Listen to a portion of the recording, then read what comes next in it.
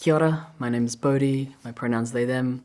I co-facilitate introduction NVC courses and I offer one-on-one empathy sessions framed around NVC. I also offer supported conversations, so it's not quite mediation, but quite similar. I'm also a big nerd about the way that NVC intersects with a lot of other things, so I ran a workshop today about NVC and gender diversity. I've run a workshop about NVC and apologies and how to apologize in a compassionate, loving way that both holds self-empathy and self-kindness and empathy and kindness for another. I'm really excited about the potential for NVC to change the world, and that sounds quite big and lofty, but I really believe that communicating compassionately is an absolute must if we're going to shift the way the world is, the way that we interact with people, the way that humans treat other humans. I do sometimes say compassionate communication instead of nonviolent communication or NVC. I think the idea of compassionate communication says more of what it is. And, nonviolent communication talks about what it isn't. And also compassionate communication, to me, invokes an image of a much broader concept and more, I think it makes it more accessible. I think a lot about literacy and the way that literacy has changed the world, the ability to read and write and comprehend the written word and pass information on in written form has had such a massive impact on humanity in the direction that we're taking, a massive shift. And I think compassionate communication is another form of literacy. It's emotional literacy, it's empathic literacy, and I believe it can have maybe this is a bit lofty to say, but an equally strong impact on the way that humans move through the world and interact with each other. If we can understand what's going on with ourselves, read ourselves accurately and understand what's going on in there and be able to offer empathy to others and be willing and open to help them read themselves, to use that metaphor, I believe that we're opening up so much more connection and mutuality and compassion, and I have really strong hopes and goals for what compassionate communication, learning and sharing and practicing of that can offer the world. One thing I wish people would learn about NVC to make their life more wonderful. One of my mentors has this phrase that goes, NVC starts with me, and I think it is really important.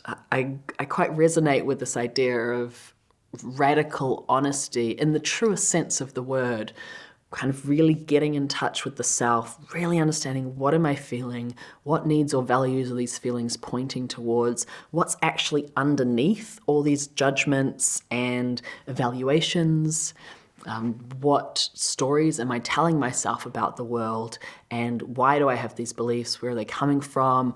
Are they serving me? Are they in alignment with my values? Yeah, maybe that's a bit broad answer to the one thing I wish people would learn about NVC to make their life more wonderful.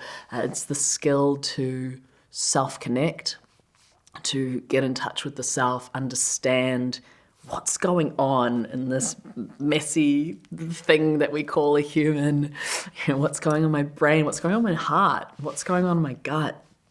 What are all these parts of my body signaling, and why, and where does that come from? I wish for people to be able to learn the spaciousness between stimulus and action.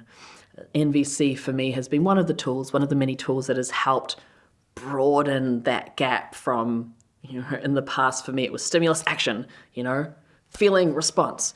And NVC has been one of the things that has helped me pull that apart, go, oh, stimulus, okay, what am I feeling? What are the sensations in my body? What needs or values within me are these feelings and sensations pointing to? What's important?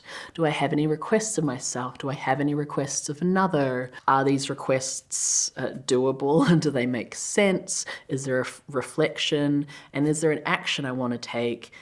And not necessarily just going, stimulus, action, right? There's so many things, there's so many moments within that process where we can really slow things down and connect with ourselves, maybe connect with another person, receive empathy, offer empathy, figure out what's important to us. And there's a true freedom in that.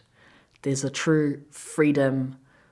That's where my integrity comes from. That's where my integrity growth space is. And I hope and wish for other people to be able to feel that spaciousness between stimulus and response and really generate curiosity within that as well. So rounding off with a small question, how did NVC change my life? Nonviolent communication, as Marshall Rosenberg taught it, as many others who have come after him have taught it, as my mentors teach it here in Aotearoa, as I learn online, compassionate communication has been one of the many tools in my toolbox, and I make this really clear to everyone I teach NVC to, is that this is not the answer. This is one of the many tools where you can help build the answers for yourself. It's helped give me the ability to self-regulate, right? Feel that spaciousness. It's helped me be more honest with myself in a really true, deep way of actually what's going on here. And, it's not like, poof, you learn NVC and you become a better person, but it helps you really name and own the things that are happening in here and in here. Sometimes I might say, oh, I'm having a belief that XYZ, and even just being able to say, this is a belief. I wonder where it comes from. I wonder if it's true, what's going on there. Yeah, really help slow things down, help my self-regulation, and also help my connection with other people. One huge impact that NVC has had on my life is my ability to listen and give empathy. There's a lot of small sentences that NVC has gifted me that has just really helped. One of them is, hey, can I check what I hear you saying? And if I get a yes, then reflecting back what I think someone just said. And sometimes in that moment they go, oh, no, that's not quite right. And they can offer clarity. And then we don't even get to the defensiveness argument part because actually, the reason that something was rising up inside me, defensiveness, is because I misunderstood what they said in the first place. And so being able to ask for clarity, or can you reflect back what you heard me say, just so I know that you've understood. Another one is checking, if someone says they need something, and I wonder, is that a need or is there really something underneath there that's wanting to be met? So if someone says, I need space, I might say, okay, so can I just ask if you got space in a way that you'd enjoy, what would that give you? And sometimes it can invite people to go deeper and go, oh, okay, so if I got space, then I'd be able to rest. Okay, so rest is really what you're needing here right now. Or, if I got space, then I could just, be outside and connect with nature. Okay, it's connection with nature is really what you're valuing in this moment. Cool. And there's something about diving deeper and figuring out what's underneath it. I love humans, I love humanity, I love people. I'm so excited about what's going on in these flesh vessels that we walk around in. What's happening in here? And so that's, digging deeper is such a exciting way to connect with someone on another level, and that's another gift that NVC has given me.